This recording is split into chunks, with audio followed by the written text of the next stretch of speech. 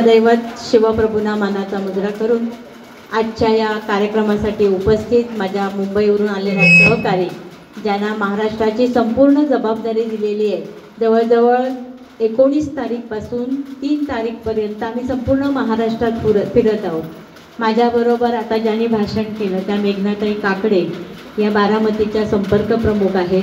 माझ्या शेजारी बसलेल्या स्नेहलताई मोरे या घाटकोपरच्या नगरसेविका आहेत। या बाजूला बसलेल्या जुईताई शेंडे या पार्ल्यासारख्या सुशिक्षित विभागातून उमेदवारी लढवलेल्या आमदार आहेत। अशा अनेक व्यक्ती आम्ही संपूर्ण महाराष्ट्रात फिरतोय।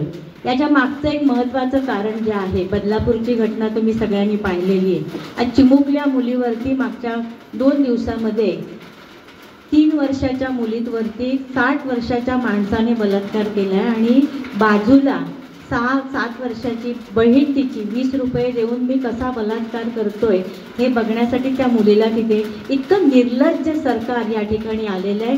आणि त्याचा निषेध करण्यासाठी आम्ही 40 महिला संपूर्ण महाराष्ट्रामध्ये फिरतोय की जेणेकरून स्त्री शक्ती कायदा जो आहे हा केंद्र शासनातून आलेला कायदा आहे, महाराष्ट्र शासनात तो मंजूर केलेला आहे। आपले लाडके मुख्यमंत्री उद्धवजी ठाकरे जे होते की एखाद्या व्यक्तीवरती एखाद्या महिलेवरती जर असा अन्याय होत असेल तर त्याची नोंद पोलीस स्टेशनला किंवा ACP DCP नसतील तर कलेक्टरला ही लगेच नोंद केली गेली पाहिजे आणि त्या नराधमाला फाशीची सजा व्हावी।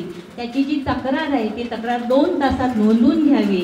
महाराष्ट्र शासनाने तयार केलेला स्त्रीशक्ती कायदा त्वरित मंजूर करावा, जो इतर राज्यामध्ये मंजूर झालेला आहे, परंतु आपलं मिंधे सरकार डोळ्याला पट्टी बांधून बसलेलं आहे। ज्याने आज त्या बदलापूरच्या मुलीवरती जो बलात्कार केला तोही मेला शिंदेच आहे। या शिंदेची सगळी रांग ऐकलीत ना तुम्ही तर अंगावरती शहारे काटे येतील। इतकं घाणेरडं राजकारण या महाराष्ट्रामध्ये महिलांवरती चाललेलं आहे। कुठेतरी 1,500 रुपये द्यायचे आणि महिलांना खुश करायचं, जसं त्या माऊलीने सांगितलं, आणि बाकीच्या सगळ्यांवरती GST लावायचं आणि महिलांच्या खिशातून ते पैसे काढून घ्यायचे। असलं नालायक सरकार आपल्याला या ठिकाणी नको आहे।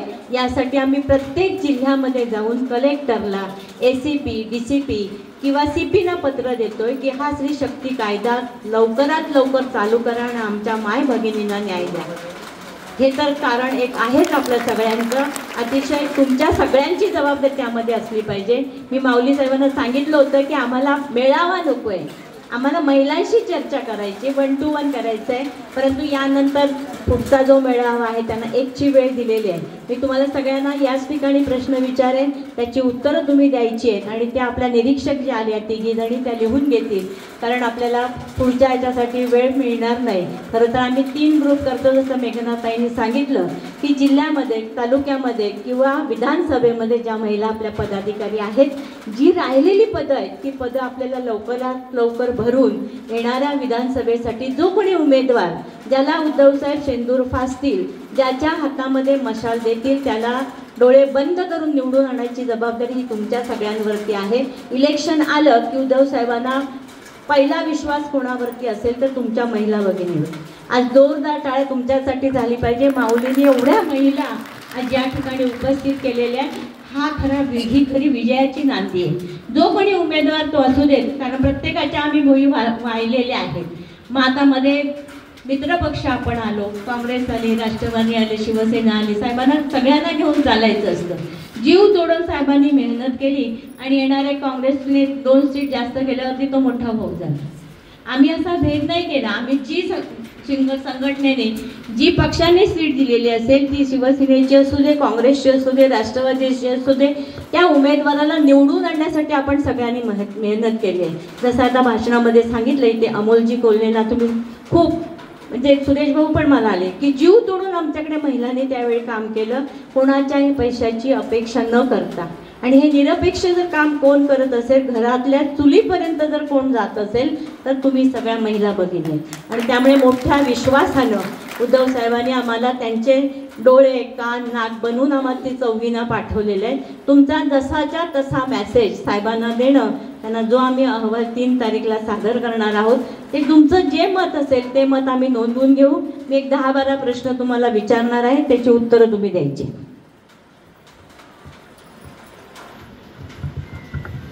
ह्या जिल्ह्याच्या जिल्हा संघटिका उभं राहायचंय, पूर्ण नाव आणि फोन नंबर सांगायचे. जिल्हा संघटिका अनुपस्थित आहेत, नोंद घ्या. उपजिल्हा संघटिका, उपजिल्हा संघटिका कोण आहेत? उभ्या राहा. हा, नाव सांगा, त्या लिहून घेणार तिकडे. माईक द्या. Doctor Pushpalata Sharad Shinde. Phone number द्या त्याला. 8999 733 758. ताई, तुम्ही उपजिल्हा संघटिका आहे, तुमच्या खाली किती पदं नेमलेली आहेत? पदांची फक्त नावं सांगा. 8 पद आहेत ताई. तुमच्याकडे 8 पदं काय काय दिलेत? पदांचं नाव सांगा फक्त.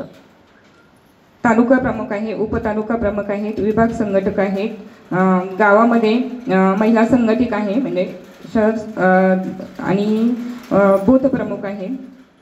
साधारणतः तुम्ही उपजिल्हा संघटिका म्हणून किती वॉर्ड बघतात? जिल्ह्यात आहात की ग्रामीणला, म्हणजे शहरात आहेत की ग्रामीणला आहात? ते ग्रामीणलाच बघते. ग्रामीण बघत असाल तर जिल्हा, उपजिल्हा, तालुका, उपतालुका हे विभाग तुमच्याकडे येतील. शहर संघटिका म्हणून किती आहेत तुमच्याकडे? ताई, माझ्याकडे नाही आहे कोणी, श्रद्धाताईंकडे आहे ती यादी. अच्छा, त्या शहराचा भाग बघता. ठीक आहे. एका वॉर्डला तुम्ही साधारणतः जे पदाधिकारी दिलेले आहेत ते उपजिल्हा संघटिका म्हणून किती वॉर्ड येतात तुमच्याकडे? किती तालुके येतात? 6 किती गावं येतात? 6 तालुके आहेतच नाही आपल्याकडे. आमच्याकडे जुन्नर तालुकाच आहे, एकच जुन्नर तालुका आहे, बरोबर ना? त्याच्यात साधारणतः गावं किती आहेत? बाकी माऊली साहेब प्रॉम्प्टिंग नको आहेत, त्या स्वतः पदाधिकारी आहेत, त्या सगळ्या जिल्ह्यात शिरलेल्या आहेत, त्या बरोबर उत्तरं देणार आहेत. तुम्ही संध्याकाळी चहा द्या नका देऊ, पण 144 गाव आहेत, नोंद करून घ्या. गावामध्ये आपल्याला अशी अपेक्षा आहे की प्रत्येक गावामध्ये आपल्याकडे शाखा संघटिका असली पाहिजे. कारण मुंबईमध्ये कसं असतं, आमच्याकडे 5 इमारती झाल्या की 1 इमारत प्रमुख. तो काय करतो, कोणाची लाईट गेली, दुसऱ्या माळ्यावरती पाण्याचा नळ तुटलाय, फटाफट तो शाखेमध्ये फोन करतो, दुसऱ्या सेकंदाला 5व्या मिनिटाला नगरसेवक त्या ठिकाणी एखादा माणूस पाठवतो.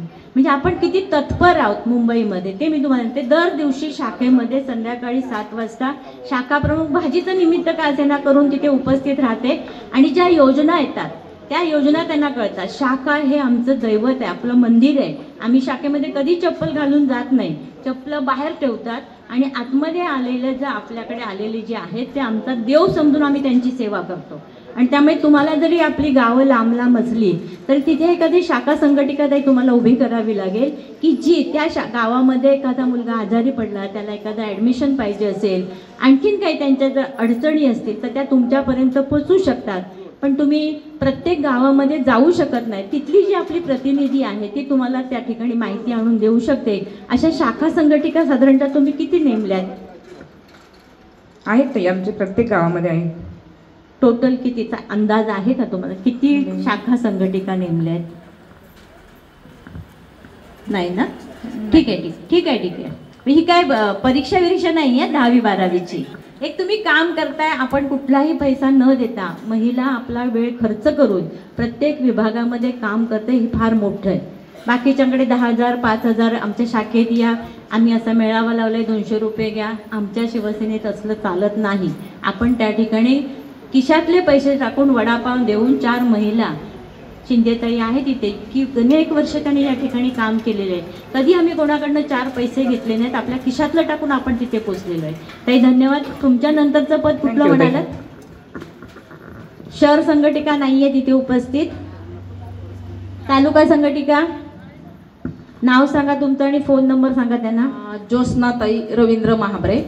ज्योत्स्नाताई रवींद्र महाबरे 9822 नंबर आहे. तुमच्याकडे साधारणतः किती दिवसांनी शाखेत बसता? महाबळताई तुम्ही शाखेत कधी जाता? कुठल्या दिवशी महिलांना भेटता? शाखा आहे का तालुक्यात? आमच्याकडे तालुक्यात शाखा नाही. आता आम्ही त्यांच्यासाठी म्हणूनच माऊलींना आणि सुरेश भाऊंना त्याच्यासाठी आणलेले. आम्हाला हक्काची आमची महिलांची शाखा पाहिजे की जिथे आम्ही महिन्यातून एखादा दिवस बसून आमच्या तक्रारी आहेत त्या आम्ही त्यांच्यापर्यंत नेऊन देऊ शकतो. मी सुरेश भाऊंना सुद्धा विनंती करणार आहे, माऊली साहेबांना पण विनंती आहे की महिलांसाठी एक कुठलं तरी ऑफिस आम्हाला द्या, ज्या ठिकाणी आमचे शहर संघटिका किंवा उपजिल्हा संघटिका किंवा तालुका संघटिका बसू शकेल. ज्याच्यामध्ये कपॅसिटी आहे अशाच लोकांना आपण तिथे बसवले. मुंबईमधली एखादी शाखा प्रमुख जरी गेली ना पोलीस स्टेशनला तर तो इन्स्पेक्टर उभा राहून सॅल्यूट मारतो, कारण तिची ताकद तेवढी असते. बाहेर 50 महिला उभ्या असतात तिच्या. जेव्हा आपण एखाद्या ठिकाणी जातो ना तेव्हा आपल्या पाठीमागे किती लोक आहेत हे बघितलं जातं. मग विचारतो कोण चालली रे, ती आमदार आहे का? मग आम्ही सांगतो नाही ती आमची शाखा प्रमुखाची एवढी वट, म्हणजे एवढी वट आमची मुंबईमध्ये असते. आणि म्हणून सगळेजण आपल्या महिला आघाडीचं कौतुक करतात. उद्धव साहेबांना एकदा विचारलं होतं तुमची रश्मी वहिनी खूप भाग्यवान आहे. त्यामुळे का माझा नवरा सुंदर आहे किंवा माझा नवरा चांगलं काम करतोय, मी सुंदर आहे म्हणून मी भाग्यवान आहे. सुषमा स्वराज म्हणाल्या की तुमच्यासारखी शिस्तबद्ध खांद्यावरचा पदर न हलणारी अशी महिला आघाडी सक्षम आहे तुमच्याकडे आणि म्हणून तुम्ही भाग्यवान आहे. म्हणजे हे महिला आघाडीचं वर्चस्व आहे. आम्ही जेव्हा सेनाभवनला जातो किंवा मातोश्रीवर जातो, कोणाची आमची आजपर्यंत हिंमत नाही झाली ड्रेस घालून जायची. पदर खांद्यावरचा पदर कधी ढळत नाही आमचा, की ही शिस्त फक्त शिवसेना महिला आघाडीमध्ये आहे. आणि त्यामुळे ज्याच्यामध्ये शक्ती आहे, ज्याच्यामध्ये एखादं काम करण्याची ऊर्जा आहे तिलाच हे पद दिलं जातं. आणि म्हणून आमच्या निरीक्षक आज आलेले आहेत. येणाऱ्या निवडणुकीमध्ये सगळ्या जागा भरल्या पाहिजे. आणि म्हणून त्यामुळे ताई तुम्ही ज्या तालुका प्रमुख आहेत तर तुम्ही जिथे तालुका प्रमुख आहे तिथे जी गावं आहेत त्या गावामधल्या प्रत्येक ह्याच्यामध्ये उपतालुका प्रमुख तुम्ही नेमल्या पाहिजेत. तुम्ही काही नेमणुका केलेल्या आहेत का? हो, आमच्याकडे जिल्हा परिषदेचे 8 गट आहेत. त्या 8 गटांमध्ये 8 उपतालुका प्रमुख आहेत. Very good. गट आणि गण ह्याच्यातला फरक माहिती आहे का तुम्हाला? गट आणि गण, गटात आणि गणात एक विभाग प्रमुख आणि 2 उपविभाग प्रमुख नेमलेले आहेत. सुंदर सुंदर सुंदर. म्हणजे माहिती आहे, महिला मिळत नाहीत पण ठीक आहे. गट आणि गण ह्याच्यातला फरक त्यांना माहिती आहे, त्यामुळे तालुका प्रमुख म्हणून त्यांनी ते काम सुंदर केलेलं आहे. पण मला तुमची विनंती आहे माझी तुमच्याकडे आमच्या सगळ्या प्रतिनिधींच्या वतीने की जिथे जास्त मोठा गाव असेल किंवा तालुका मोठा असेल तर 5 उपतालुका प्रमुख दिला तरी हरकत नाही आपली. म्हणजे त्या तुमच्या जास्त पटीने काम करतील. तुम्हाला त्या गावातली किंवा त्या तालुक्यातली शेवटच्या क्षणापर्यंत असणारी जी महिला आहे, लास्टच्या टोकापर्यंत राहणार, तिच्याकडच्या समस्या तुम्हाला कळू शकतील. आणि त्यामुळे जिल्हा प्रमुख एकच, तालुका प्रमुख एकच, पण उपजिल्हा प्रमुख 3 दिला तरी हरकत नाही. तालुका प्रमुख मात्र एकच, पण उपतालुका प्रमुख 5 दिल्यात तरी हरकत नाही. आमच्याकडं प्रत्येक गटात एक उपतालुका प्रमुख दिले. Very good. सुंदर बांधणी आहे. म्हणूनच एवढ्या महिला सगळ्या दिसत आहेत. मला माऊलींचं श्रेय आहे पण बांधणी चांगली. खरंच आलो तेव्हाच आम्ही खुश झालो की हे आजचा मेळावा नव्हता, आम्हाला तुमच्याशी संवाद साधायला साहेबांनी पाठवलं होतं की पुरुष मंडळी तुम्हाला मदत करतात की नाही. सुरेश भाऊ नोंद घ्या, माऊली नोंद घ्या. करतात सगळे करतायत. आपल्याला खूप आहे. कालपासून आम्ही जे पाहिलंय दोघांचंही, म्हणजे जेव्हा आम्ही पुणे सोडलं आणि जुन्नरकडे प्रयाण केलं तेव्हापासून सुरेश भाऊ आमच्या संपर्कात आहेत, माऊली साहेब संपर्कात आहेत. जिथे उतरलो तिथे ते सकाळी आले, देवदर्शन करून आम्हाला इकडे घेऊन आले. आमच्या महिला तिथीचं श्राद्ध असल्यासुद्धा तरीसुद्धा एवढ्या सगळ्या उपस्थित आहेत. एकदा जोरदार टाळ्या महिलांसाठी झाल्या पाहिजेत. महिला तर आहेतच, पण महिलांना सहकार्य करण्यासाठी आपण असं म्हणतो की नेहमी एखादा पुरुष यशस्वी झाला तर तिची महिला तिच्या पाठीमागे खंबीरपणे उभी असते. पण आज इथे बघा आजूबाजूला माऊली साहेबांनी आणि सुरेश भाऊंनी सगळे पदाधिकारी उपस्थित केलेले. हे नेतृत्व आपल्याकडे शिवसेनेमध्ये आहे. ही शिस्त जी आहे ती शिवसेनेमध्ये आहे. आणि त्यामुळे तुम्हाला सहकार्य करण्यासाठी सगळे आपले जिल्हा लेवलचे पदाधिकारी या ठिकाणी उपस्थित आहेत. आणि त्यामुळे ताई बसा तुम्ही. अजून कोणी तालुका प्रमुख? एकच तालुका प्रमुख आहे. उपतालुका प्रमुख कोणी उपस्थित आहे का? आहे. पूर्ण गटाच्या 8 उपतालुका प्रमुख इथं हजर आहेत. फक्त नावं सांग. हजर आहे? हो आहेत. उपतालुका प्रमुख प्रत्येक ह्याच्यामधले फक्त नावं फटाफट लिहून घ्या. यादी देऊन टाका ना तिकडे. हा, मला यादी दे ना. फॉर्म दिलाय. यादी दिली आहे मी. Very good very good. म्हणजे या प्रकारे आपल्याला आजची जी मीटिंग होती 20-20 जणांचा ग्रुप तयार करून ही माहिती घ्यायची होती. पण वेळेचा अभाव, घरी सासू सासऱ्यांचं श्राद्ध असल्यामुळे ते बघतात टपावर बसून की सासू माझी सून माझी कधी येणार आहे, मला कधी जेवायला घालणार आहे, आणि त्या नैवेद्य टाकून आले एवढ्या सकाळी. मग आमच्या नैवेद्याचं काय? सर्वांना जेवणाची सोय आहे. Very good, very good. मला ते वाटलेलंच, अपेक्षितच होतं की दोघंही खरंच कार्यरत आहेत या ठिकाणी. तुमची जी अपेक्षा आहे की या विभागाला आपला आमदार मिळावा, आणि ही विधानसभा जी आहे ती याच्यासाठी आम्ही इथे घेतलेली आहे की जिची जास्त महिला आघाडी व्यवस्थित आहेत, त्यांची माहिती व्यवस्थित आहे, ज्यांची सगळी पदं नेमलेली आहे, त्यांची थोडीशी चाचपणी करण्यासाठी आम्ही या ठिकाणी आलेलो आहे. ही जशीच्या तशी माहिती आहे. फक्त मला या विभागामध्ये सरपंच जे आलेले आहेत त्यांनी उभं राहायचं आणि आपलं नाव आणि आपल्या कुठल्या विभागात तुम्ही सरपंच, कारण सरपंच निवडून येताना जनलोकातून येतो, तो पक्षाचा शिक्का नसतो. पण जसं आता एका सरपंचाने सांगितलं की बालपणापासून माझ्यावरती रुजलेले जे संस्कार आहेत ते उद्धव बाळासाहेब ठाकरेंचे आहेत, त्यामुळे त्या मनापासून शिवसेनेत आलेल्या, जरी पक्षाच्या नसल्या तर त्या उद्धव साहेबांना मानणाऱ्या आहेत. प्रत्येक सरपंचाने उभं राहून आपलं नाव आणि फोन नंबर द्यायचा. ताई बोला. सौ सविता विजय गायकवाड. निरीक्षकांनी नोंद घ्या. सविता विजय गायकवाड. कोणत्या गावच्या सरपंच आहे? खोडात. खोडात. साधारणतः लोकसंख्या किती आहे त्या ह्याच्यामध्ये? 5,500. 5,500 लोकसंख्या असलेल्या खोडात गावच्या ह्या सरपंच आहेत. शासनाच्या किती योजना तुम्ही गावामध्ये महिलांसाठी राबवल्या आहेत? लाडकी बहीण सोडून शासनाच्या ज्या स्कीमा येतात, म्हणजे शेतकऱ्यांच्या ज्या स्कीमा येतात, समजा ट्रॅक्टरवर 50% अनुदान वगैरे, अशा स्कीमा राबवलेल्या आहेत. आणि जास्तीत जास्त मला महिलांसाठी काम करायला आवडतं. धन्यवाद. तुमचा मोबाईल नंबर सांगा. 73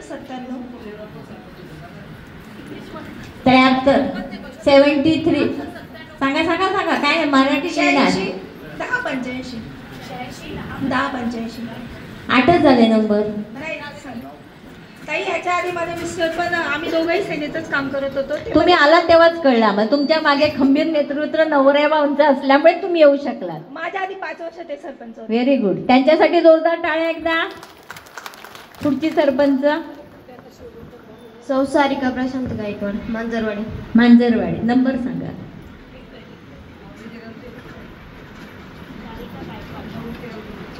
ग्रामपंचायतीच्या सभाताई किती होतात महिन्याला?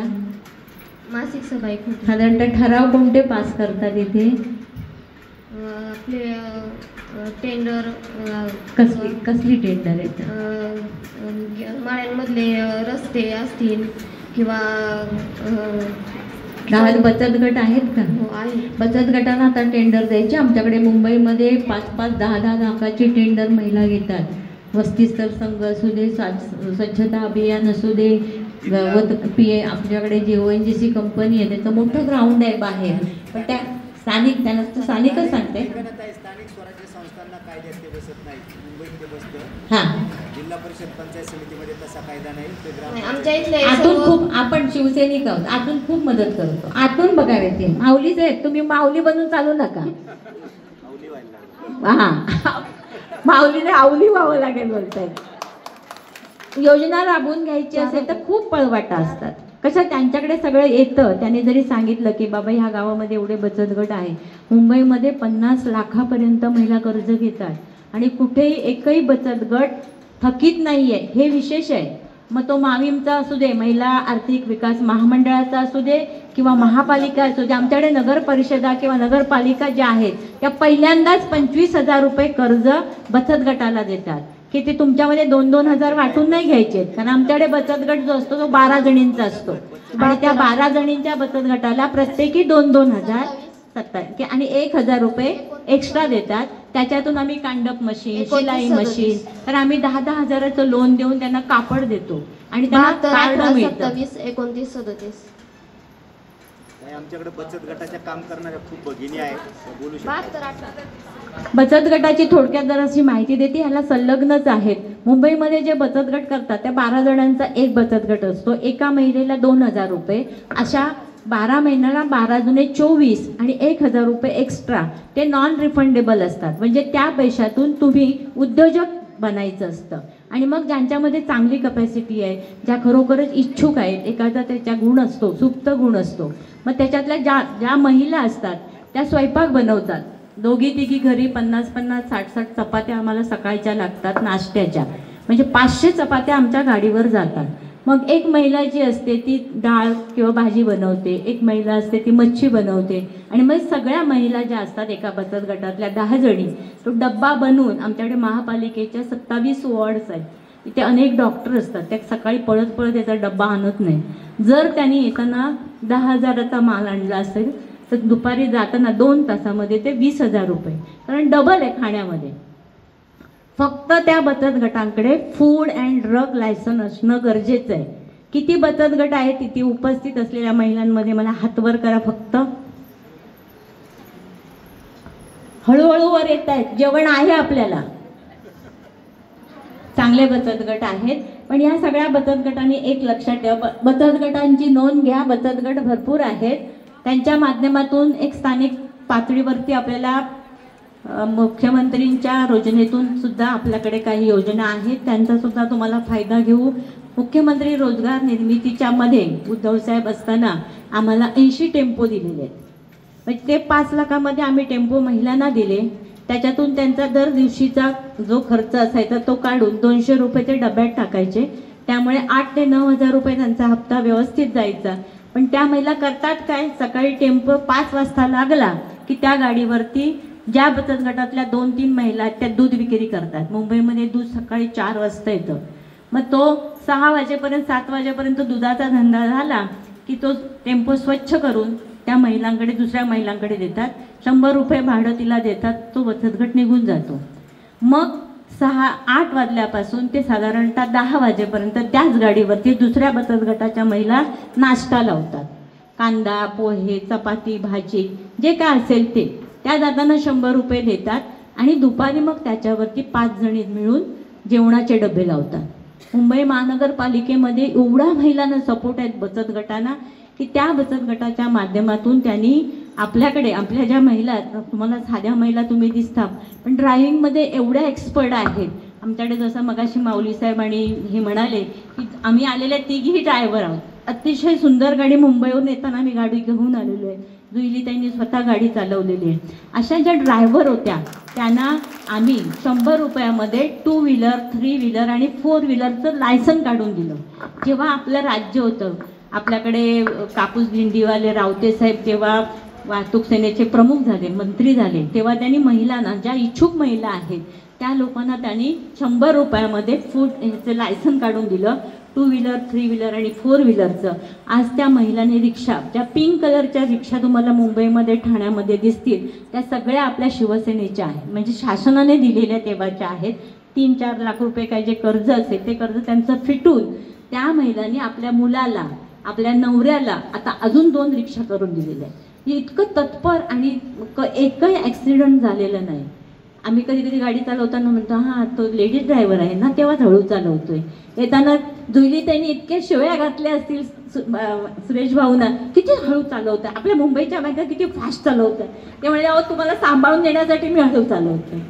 म्हणजे आमच्याकडचे खरंच सांगते, म्हणजे डेअरिंगबाज आहे. सकाळी 6 वाजता सगळा डब्बा तयार असतो, मुलं शाळेत 7:20ची शाळा असते, त्यामुळे फटाफट आम्ही जेवणं आवरून घड्याळाच्या काट्याप्रमाणे 8-10ची ट्रेन पकडतो आणि ऑफिसला पळतो. मग तिथे जाताना कधी कधी प्यायला चहा घेतलेला असतो, तो पण त्या ओट्यावरतीच राहतो. मग अशा वेळी ही झुणका भाकर केंद्र आहेत, महाराष्ट्र शासनाने दिलेली आपल्याला आहेत. अन्नदाता गृह आहे, अन्नदाता आहेत, ह्या योजना ज्या आहेत ते, म्हणून मी सरपंचांना विनंती करते की ह्या योजना ज्या तुमच्याकडे येतात त्याचा फायदा तुम्ही घ्यायचा आहे. आपल्या आतले जे बचत गट आहेत, ज्या सरपंचांच्या मनामध्ये आपुलकी आहे की मी शिवसेनेची आहे, मग ती बरोबर मदत करते. मी शिवउद्योग सेनेवरती राज ठाकरे असताना मी जनरल सेक्रेटरी होते. लोक आमच्याकडे यायचे, मराठी लोक आले की काय किती कर्ज पाहिजे, बाई 15,000 द्या ना, पण त्याच्यात गुजराती आला तर 50-60,000 मिळेल का. म्हणजे तो इतका कॉन्फिडंट असतो की मी व्यवसाय करून हे 50,000 सहज सोडेल. पण मराठी माणूस हा कधी कर्ज घेत नाही, कर्जाला खूप घाबरतो, आणि त्यामुळे आपण थोडेसे मागे आहोत. पण याचा आता ज्या शासनाचा आहे तो सगळा फायदा आपण सगळ्यांनी घेतला पाहिजे. 3री नगरसेविका, 3री कोण आहे सरपंच सांगा. डॉक्टर शुभदा पंकज बावळ. शुभदा पंकज. किती वर्ष आहे तुम्ही सरपंच? वर्ष नाही झालं अजून, नवीनच आहे. 7-8 महिने झाले. पण सुंदर भाषण केलं. थँक्यू. म्हणजे मनापासून शिवसैनिक आहात तुम्ही. तुमचा फोन नंबर सांगा. 8788924889. काय योजना लाभ साधारणतः 4 महिन्यामध्ये?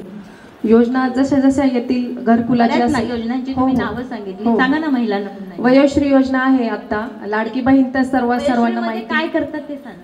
वयोश्रीमध्ये जे ज्येष्ठ नागरिक आहेत, जे साधारणतः 60 ते 65 वयाच्या पुढील नागरिक, त्यांना अंगणवाडी सेविका किंवा आशा वर्कर आहेत त्यांच्याकडे बोलावून किंवा त्यांच्यापर्यंत जाऊन फॉर्म भरले जातात आणि मग त्यांना महिन्याला जे आहेत त्यांच्या समजा कोणाला चष्म्याची गरज असेल किंवा कोणी अपंग असेल त्यानुसार त्यांना तशी मदत शासनामार्फत केली जाते.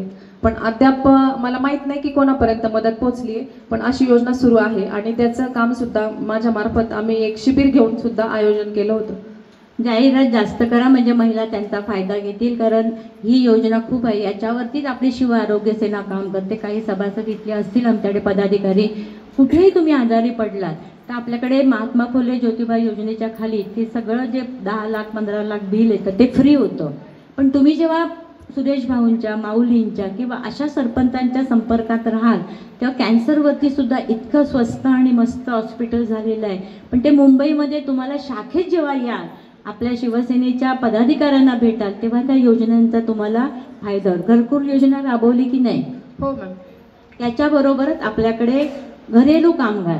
तुमच्याकडे घरेलू कामगार नसणार कारण तुम्ही तुमचंच घरचं काम, सकाळी उठून जेवण बनवता, ते झालं की कपडे धुता, मग जेवणाची गडबड असते, नाश्ता झाला की दुपारी परत मुलांना घेऊन यायचं. पण मुंबईमध्ये आम्ही सगळ्या नोकऱ्या करतो, त्याच्यामुळे आम्ही सकाळी एकदा ते काय चपात्या भाज्या झाल्या की बेसिनमध्ये सगळी भांडी तशीच टाकून जातो. मग आमची जी कामवाली असते ती आमच्या घरी येते, तिच्याकडे एक चावी असते, ती सगळं काम करते घरातलं, झाडू पट्टा, मशीनला कपडे लावणे, भांडी घासणे. मग त्याच्यासाठी गव्हर्नमेंटने आता एक घरेलू योजना जी आणलेली आहे ते त्याच्यामध्ये आपल्या घरेलू कामगार संघटना, तर त्याच्यामध्ये प्रत्येक महिलेला 10,000 रुपये पेन्शन आहे. शिवाय त्यांच्या 2 मुलांना शिक्षणाचा खर्च फुकट आहे. त्या महिलेच्या आजारपणाला किंवा तिला सायकल घ्यायची असेल तर ती त्या योजनेतून फ्री दिली जाते. ह्या योजना तुम्हाला कळल्या पाहिजेत आणि त्यामुळे ताईंना विनंती आहे सगळ्या सरपंचांना की ह्या योजनांची माहिती आपापल्या विभागामध्ये द्या. ज्यांना तुम्ही मदत कराल ते कधीही आपल्याला विसरणार नाहीत. ती म्हणणार नाही त्यावेळी मला ह्या बाईंनी मदत केली होती, आता मत माझं मशालीलाच. त्याच्यामुळे जुन्या महिलांना अनुभव जो आहे तो नवीन सरपंचांनी घ्यायचा आहे आणि आपल्या विभागामध्ये ते काम करायचे. पुढची सरपंच चौथी, 3 झाल्या. सदस्य कोणी आहेत का? सरपंच, जिल्हा परिषद, पंचायत समितीच्या सदस्य कोणी आहेत का?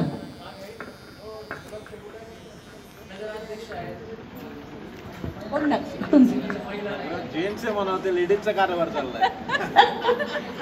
60% रिझर्वेशन खाली आहे, चालू आहे. 100% देत असाल तर सांगा, आम्ही घ्यायला तयार आहोत. 50 फक्त 50 वर ठीक आहे, आम्ही 50 मध्ये सुद्धा खुश आहोत, पण द्या ते सगळे आम्हाला. तर अशा प्रकारची माहिती द्या. काय बोलायचं होतं? मागचं नाव घ्या ना. कल्पना डोके म्हणून सदस्य आहेत आणि रेश्मा फुलोडे म्हणून या पण सदस्य आहेत. या पुढे जाईल. तुमचं कौतुक व्हायलाच पाहिजे. आमच्या समस्या तुम्ही म्हणता महापालिकेत, नगरपालिकेत किंवा गावामध्ये जे ठराव पास करतात त्यातला एखादा ठराव सांगा आम्हाला सदस्य म्हणून. आता सध्या आमच्याकडे डिजिटल ग्रामपंचायत. Very good. टाळ्या वाजवा. डिजिटल ग्रामपंचायत झालेली आहे. शाबास. काही चुकीचा व्यवहार होणार नाही. कॉम्प्युटर टच केलं की सगळं रेकॉर्ड येणार. बोला. डिजिटल ग्रामपंचायत कांदळीची मी रेश्मा फुलोडे सदस्य आहे. कुठल्या ग्रामपंचायतीची? तांदळी. कांदळी. त्या नाव सांगा पूर्ण. सदस्य लिहा. रेश्मा जितेंद्र फुलोडे. हां. कोणती ग्रामपंचायत? कांदळी वडगाव. आणि डिजिटल पूर्ण. Very good. किती सदस्य आहात तुम्ही? आम्ही 14 जण. सरपंच धरून 14. शाळेतल्या लायब्ररी वगैरे चालू केली की नाही त्या नाही, गावामध्ये? आता ठराव आलेला आहे. ठराव पास करून घ्या. महिलांना तो मांडायला सांगा आणि मग ती लायब्ररी तुम्ही सुरू करा. रात्रीच्या वेळी जरा टी व्ही कमी बघतील, वाचन वाढवतील. नाहीतर ही सिरियल झाली की ती सिरियल 6:30 वाजल्यापासून सिरियलमध्ये महिला इतक्या गुंतलेल्या आहेत. अगं काल काय झालं, तिचा मेला का नवरा, बायको पळाली का, याच्यातच आपण इतक्या गुंतलेल्या असतो ना की बाहेर काय चाललंय आमच्या लक्षातच येत नाही. पण आता नाही, आता महिलांनी हुशार व्हायला पाहिजे. सगळ्या शासनाच्या योजना तुमच्यापर्यंत पोचल्या पाहिजेत आणि एक उद्योजिका म्हणून या गावातून तुम्ही आम्हाला पाहिजे. सगळ्या बचत गटांना माझी विनंती आहे. दुसरी कोण आहे? निर्फळताई कोण आहे? द्या माहीत त्यांच्याकडे. हा, माझे सरपंचांनी पण ओळख करून द्या. कल्पना रवींद्र डोके, खोडत सदस्य. खोडत. फोन नंबर सांगा फक्त. 74 98 14 80 38. हळूहळू. 74 98 14 80 38. 80 38. काय नवीन ग्रामपंचायतीमध्ये सुधारणा? जसं यांचं डिजिटल झालं तसं तुमच्याकडे काय नवीन? काय नाही, चालूच सगळं. लाडकी बहीण योजना राबवली की नाही? नाही, आम्ही नाही राहतो. नाही राबवली. तुम्ही नक्की शिवसैनिक कट्टर. ठीक आहे ठीक आहे ठीक आहे.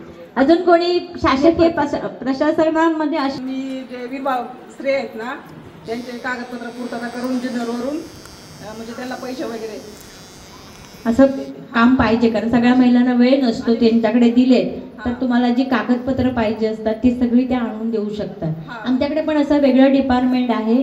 जातीचा दाखला असू दे किंवा क्रिमिनल सर्टिफिकेट असू दे, तर त्या महिलांसाठी आम्ही 3-4 महिला ठेवलेल्या आहेत. तुम्हाला आवश्यक असणारी सगळी कागदपत्र त्यांना फोन केला तर त्या तुमच्यापर्यंत पोहोचू शकतात. हां, मी हेच काम करते, म्हणजे मला आवडतं महिलांना मदत. सगळ्यांनी त्यांचा नंबर लिहा घ्या. खरंच आपल्याला आपल्या मुलांना कॉलेजमध्ये जाताना सर्टिफिकेट जी लागतात ती त्यांना सगळी माहिती आहे. तुमचा नंबर सांगा.